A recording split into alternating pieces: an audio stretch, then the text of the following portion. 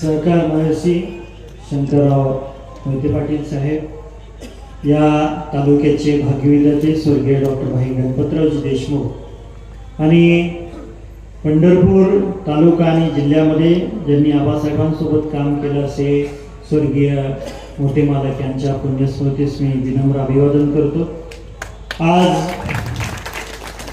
महूर नगरीमध्ये आबासाहेबांच्या 97व्या जयंतीच्या निमित्ताने या ठिकाणी महूर गटाचा शेतकरी मेळावा संपन्न होतोय आणि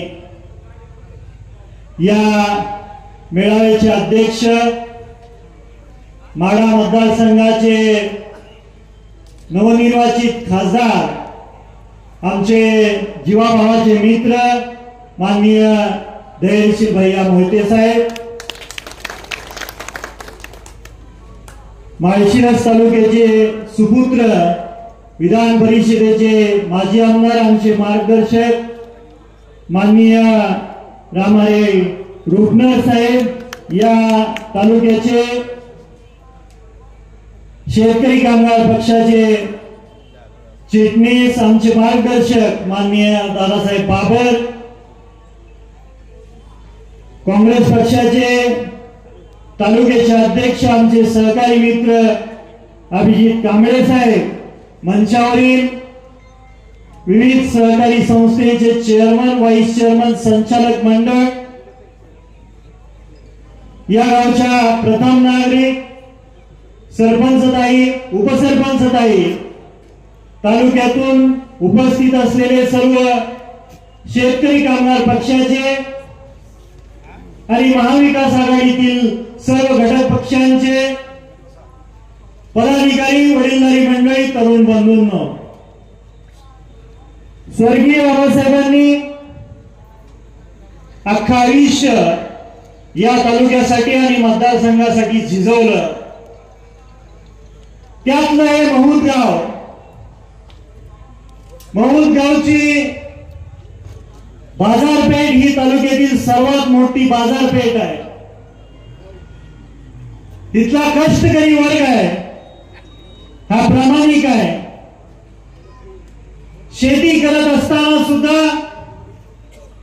आपल्या शेतामध्ये चांगलं पीक कसं येईल याची काळजी घेतो। त्याच पद्धतीने बाजारपेठेमध्ये येणारा, आसपासच्या गावातून येणारा नागरिक गोरगरीब आहे आणि त्याला माफक दरामध्ये चांगला माल देण्याचं काम इथले नागरिक करतायत, याचा मला अभिमान आहे। आज या मंचावर येण्यापूर्वी महूर गटातील सर्व शेतकरी कामगार पक्षाच्या 72 कार्यकर्त्यांनी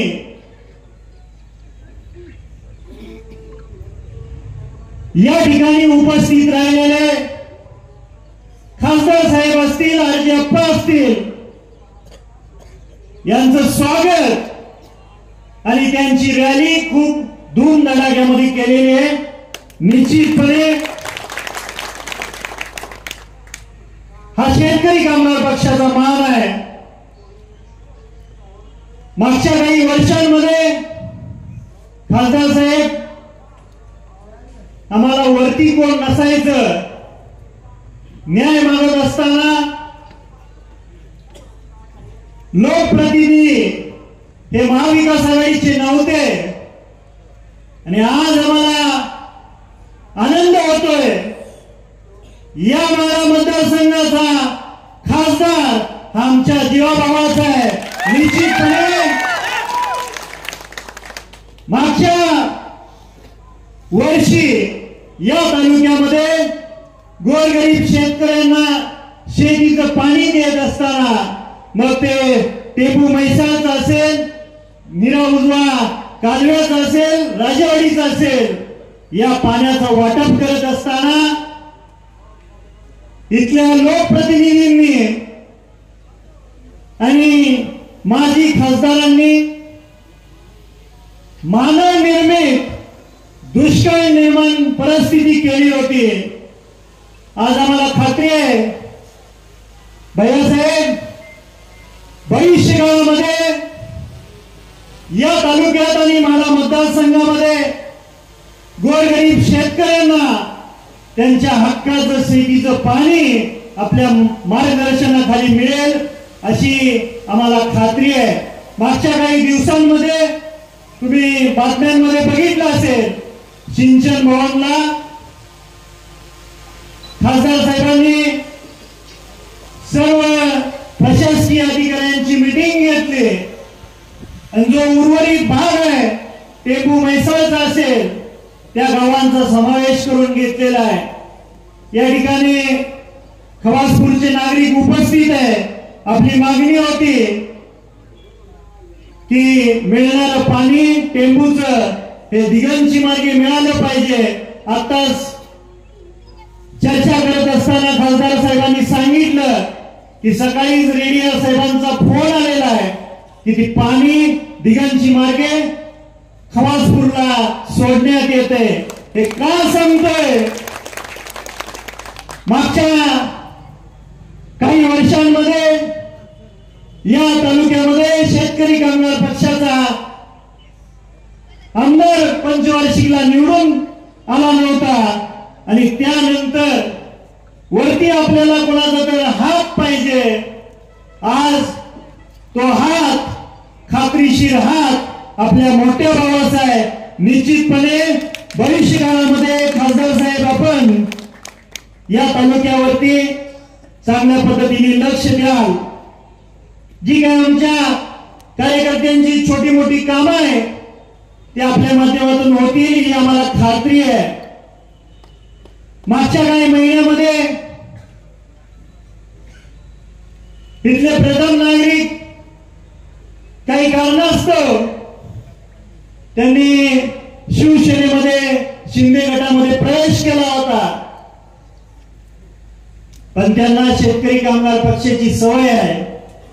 या पक्षामध्ये मिळणारा मान सन्मान हा इतर कोणत्याही पक्षात मिळत नाही आणि त्याच कारणाने आज त्यांची घरवापसी झालेली आहे।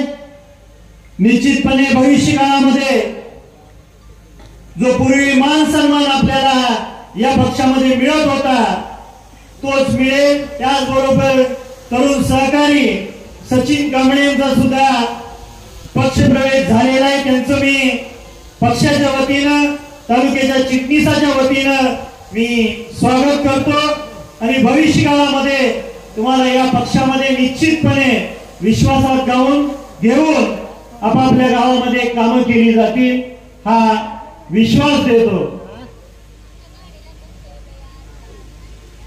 मोहिते साहेबांचं कुटुंब आणि आबासाहेबांचं कुटुंब हे राजकारणापलीकडचं या दोन्ही कुटुंबाचं नातं आहे।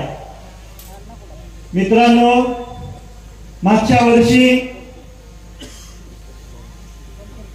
खासदार साहेबांनी भारतीय जनता पार्टीमध्ये असताना सुद्धा उघडपणे न भीता आपल्याला विश्वास दिला होता की आम्ही देशमुख कुटुंबातील त्या अनिकेत असतील किंवा बाबासाहेब असतील या कुटुंबाच्या पाठीशी एक संघपणे राहून आम्ही त्यांना निवडून आणण्याची जबाबदारी घेतो।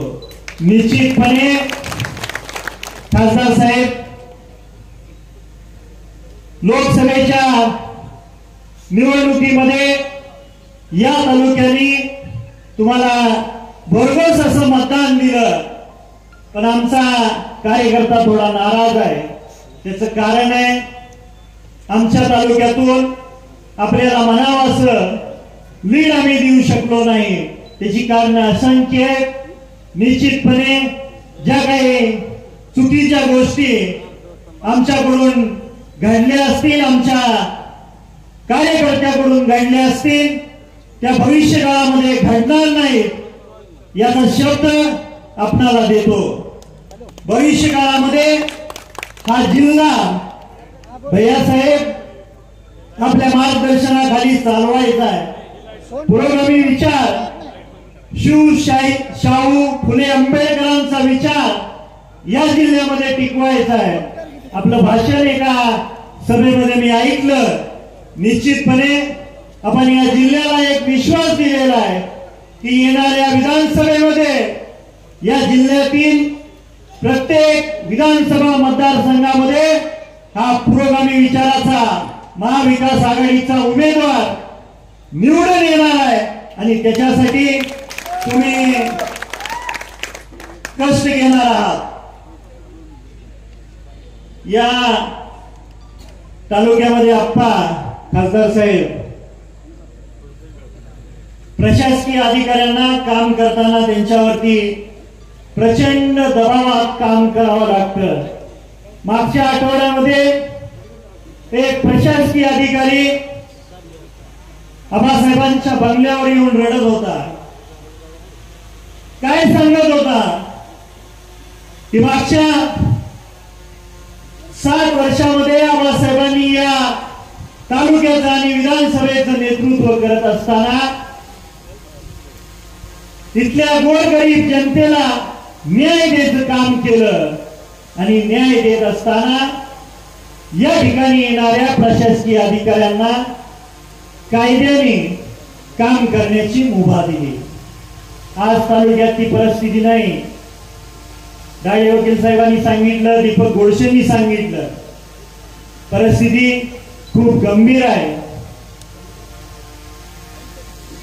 या बीडचा एक कॉन्स्टेबल आहे, मागच्या 4-5 दिवसामध्ये त्याची बदली झाली। खासदार साहेब तो कॉन्स्टेबल नसून त्याला घरगड्याप्रमाणे तिथले लोकप्रतिनिधी राबवून घेतात। मला एवढंच सांगायचं आहे की हा तालुका नेहमी सर्व प्रशासकीय अधिकाऱ्यांना मान सन्मान देणारा तालुका आहे। कधी शेतकरी कामगार पक्षाने, मग ते पोलीस डिपार्टमेंट मधले अधिकारी असतील किंवा महसूल मधले अधिकारी असतील, कधी इथल्या कार्यकर्त्यांनी, आमच्यासारख्या तरुण मुलांनी कधी बेकायदेशीर कामं करा म्हणून कधी सांगितलं नाही। पण आज या तालुक्यामध्ये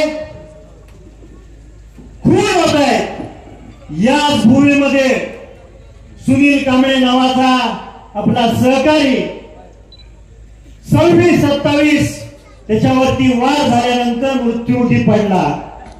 आज त्याच्या कुटुंबाला काय न्याय मिळतोय तुम्ही सर्वजण पाहता। हे कधीही आबासाहेबांच्या काळात घडलं नाही। इथल्या उपस्थित सर्व शेतकरी कामगार पक्षाच्या कार्यकर्त्यांना आणि पदाधिकाऱ्यांना माझी विनंती आहे, तो या गावचा सुपुत्र आहे, आपल्या तालुक्यातला एक नागरिक होता, त्याच्या कुटुंबाला आर्थिक सहकार्य करणं ही आपली नैतिक जबाबदारी आहे। तो आबासाहेबांचा विचार आहे। निश्चितपणे आपण सर्वजण त्या कुटुंबाच्या पाठीशी उभा राहाल अशी अपेक्षा व्यक्त करतो। या ठिकाणी आबासाहेबांच्या जयंतीच्या निमित्ताने आपण खूप चांगला शेतकरी मेळावा आयोजित केला, खूप चांगली रॅली काढली। त्याबद्दल सर्व शेतकरी कामगार पक्षाच्या कार्यकर्त्यांचं मी अंतःकरणपूर्वक आभार मानून इथे थांबतो। जय हिंद, जय महाराष्ट्र।